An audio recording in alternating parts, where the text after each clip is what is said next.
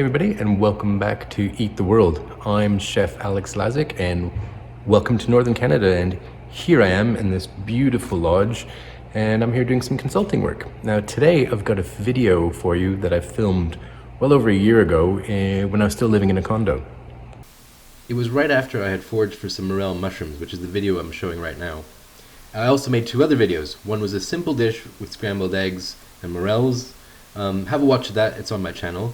And I also made this opulent, fairly complicated fine dining dish where the morels form part of a complex total package.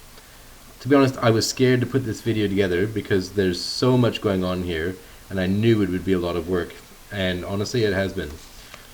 But I'm quite proud of it. There's some pretty technical stuff going on here, all based on classical French techniques I learned at Le Cordon Bleu Paris cooking school. So I kept this video punchy, but I'll have full detailed recipes on my website for each element if you want to try and recreate it. I have to say, this was the most delicious meal that I've ever made. It is absolutely fantastic. It's a great combination of textures, richness, but also light and sharp, all combined.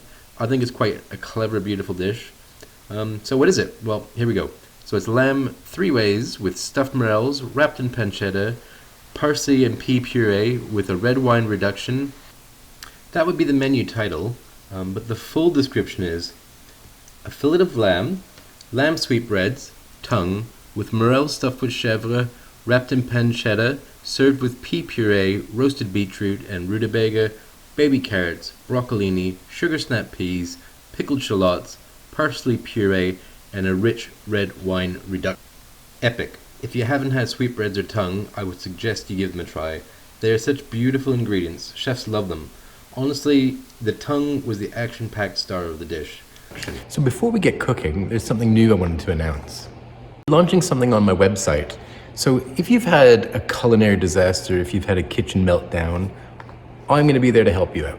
With the simple act of subscribing to my channel, you can reach me directly through the chat function on my website and message me directly straight to my phone, and I'll be there to help you out. So subscribe to my channel, please. Hit the like button, make some comments, because a lot of work does go into these videos, and just doing that simple thing really is a big help for me, and I've got a lot of new stuff coming up and I really could do with your support. So please subscribe. So here are our ingredients. I got the best of everything that I could get. Those morels were foraged and picked with my own hands. The meat came from a specialty butcher, and everything else was grown locally. So first we're going to start with the sweetbreads. We're going to soak these in salt water for at least an hour. These are the pancreas and thymus glands, but don't let that put you off. They are delicious and have an amazing creamy texture and beautiful flavor. Onto the lamb's tongue. We're going to braise these in stock with water and your basic mirepoix, carrots, onions, shallots, herbs and aromatics. These will simmer away for about 2 to 3 hours until the skin just begins to peel away and the meat is tender. Okay, I know they are confronting, but once prepared, these are so absolutely rich and beautifully delicious. Trust me. So next we have this beautiful local rack of lamb that we're going to take off the bone. We are going to trim it up nicely so we have a beautifully consistent shaped lamb loin. Don't be afraid of trimming off some of the meat. This is fine dining and presentation is important. Keep all the bones and scraps along with the braising stock from the lamb's tongue. This will be the basis of our sauce.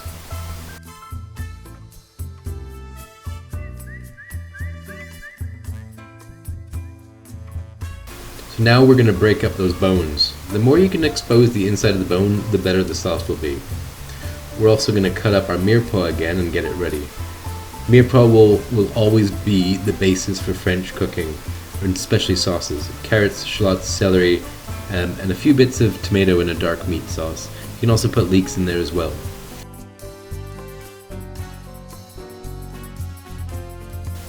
Get a hot pan and we're going to brown all of these elements nicely. It's very important to get the right flavor. We don't want a boiled flavor, we want a nice umami, a nice meaty roasted richness to our sauce. I've left the sound on so you can hear the sizzle and searing that we want to hear happening.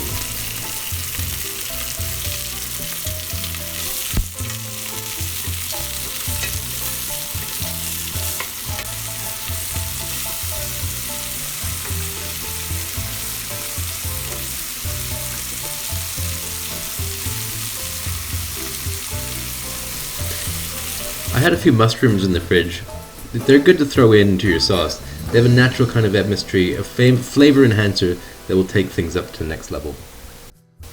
So you can see we're building layers upon layers of flavor here.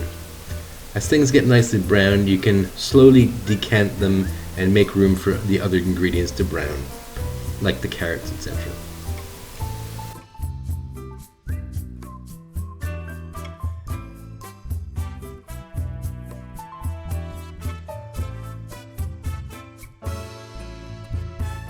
Once everything's all browned nicely, we're going to deglaze it with a nice, deep, rich red wine.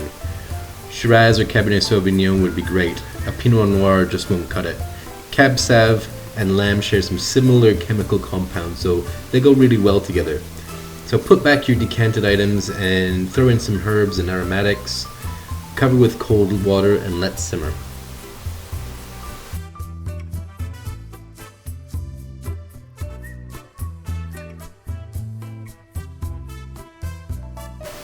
Now the next important step is that you must keep skimming the impurities from your stock. This will help give it a nicer appearance and flavor. We're going to have the stock simmering for a few hours at least. If the water runs low, just top it up a little bit and keep simmering and skimming.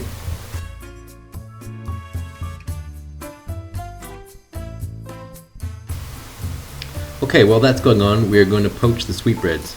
Here's some buttermilk that I had left over from my butter making video. We add some mirepoix and some aromatics and let it gently simmer to bring the flavors out and combine. Next, add your sweetbreads and let simmer for 5 to 10 minutes. Then we will press them in a bowl or a tray. So I had mine in a bowl, and then I put a large heavy can on top of them to press them. It really helps condense the texture of them and gives it a nice uniform shape.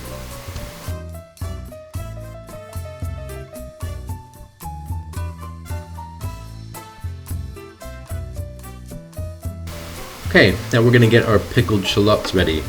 They are a perfect cut-through element of the richer parts of this dish.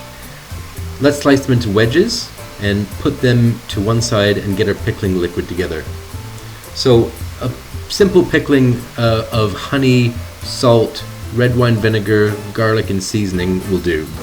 I add a bit of boiling water to melt the honey and give it a good whisk.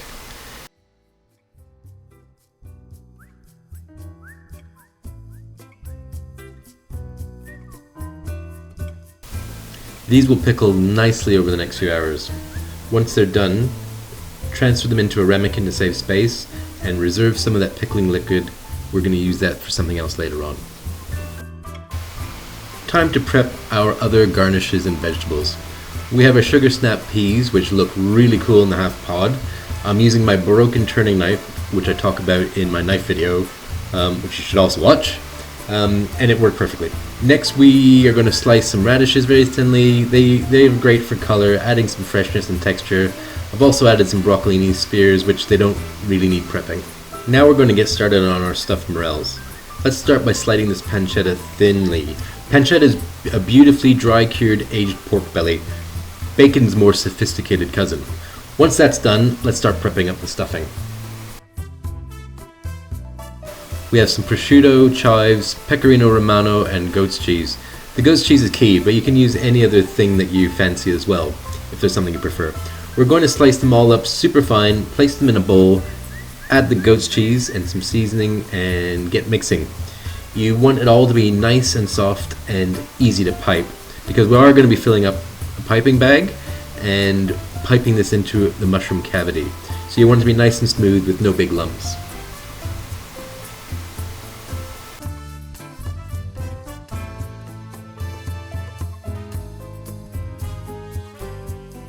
For the piping, we're going to be making a parchment paper piping bag. In a professional kitchen, these come in rectangle sheets. So when you cut them in half, as I will be in a minute, the rectangle you get is less of an isosceles triangle. It's definitely easier to shape. But work with what you have. I had a roll of parchment here, and you can make it work with a little bit of fidgeting. Once shaped and filled, you're going to cut the tip off, and we will start filling our mushrooms.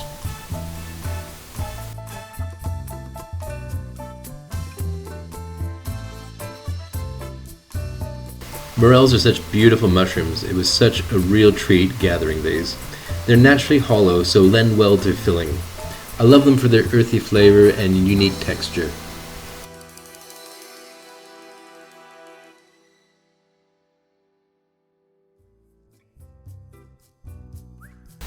Once filled, we are going to carefully wrap them in pancetta and secure them with a skewer.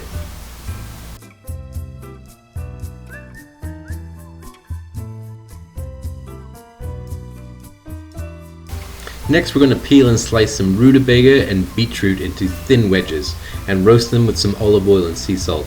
They are a great earthy element that will bring out some color and contrast. You want to cook these towards the end of the dish preparation and keep them warm, or if they cool down too much, you can easily reheat them for a few minutes. Now onto the carrots. They are a little bit bigger than I wanted, so first we will peel them and then just trim them down with our knife. And we're going to use our speed peeler to get a nice shape that we want.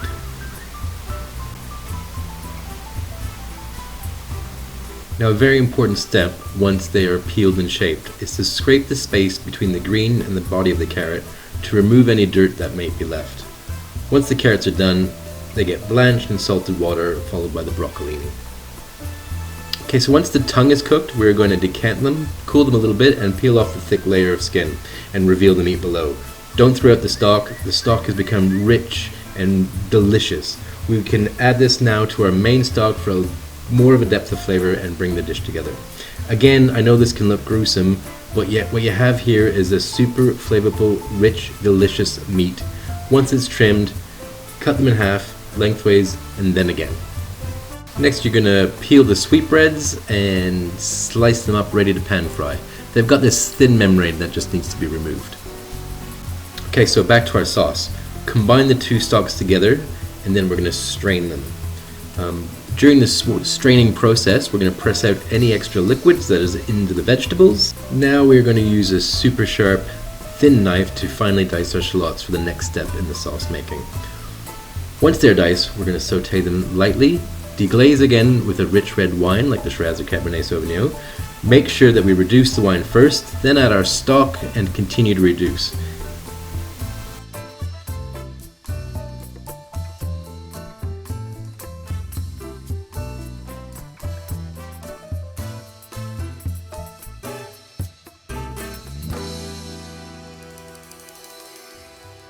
Once it's reduced to a nice thicker coating consistency, strain it again with a fine mesh, and press out all the last little bits of goodness out of the shallots.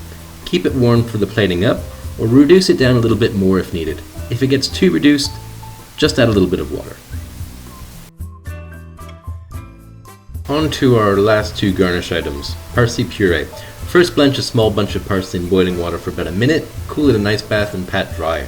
Use a hand blender or food processor to puree it with some garlic, olive oil, seasoning, and some of our pickling liquid from the shallots. When it's done, transfer to a ramekin.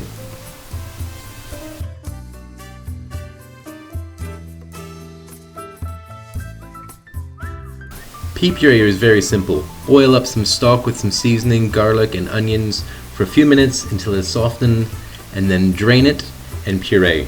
You will need to add some stock to get a nice smooth consistency, but don't make it too thin. Then we're going to put it in our parchment piping bag and keep it warm for plating.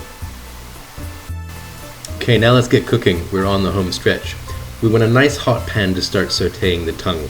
I use a high temperature oil instead of butter as the tongue is very rich already, but I also want it to brown and crisp up quickly, so the outside is crispy and the inside stays super moist. Let them brown easily and then we'll flip them. You're going to take your slices of sweetbread and dust them with seasoned flour and again into the hot pan with oil. Let them golden up and crisp up a bit quickly too.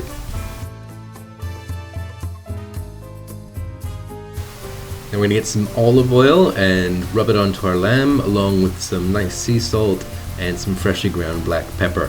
I keep this part fairly simple and straightforward as there's a lot going on in the dish and I want to be able to taste the lamb for the lamb and not cover it up with anything else.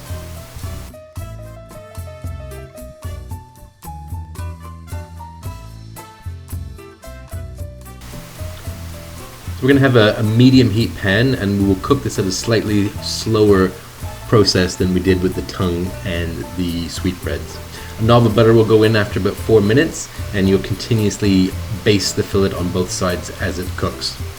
As it's about a third ready, we will finish off the last few minutes in the oven with the rest of our garnish, the lamb's tongue, the sweetbreads, and the morels.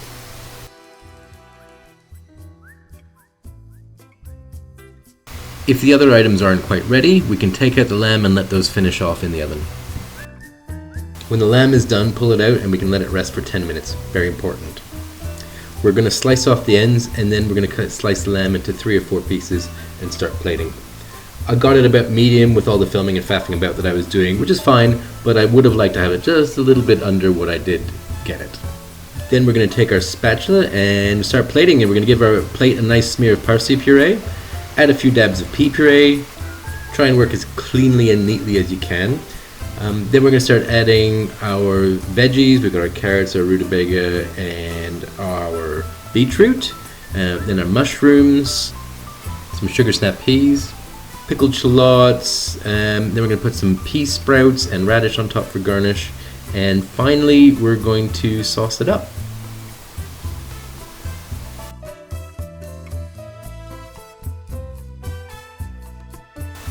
And there you go, a beautiful dish that, like I said, was one of the nicest meals that I've ever made.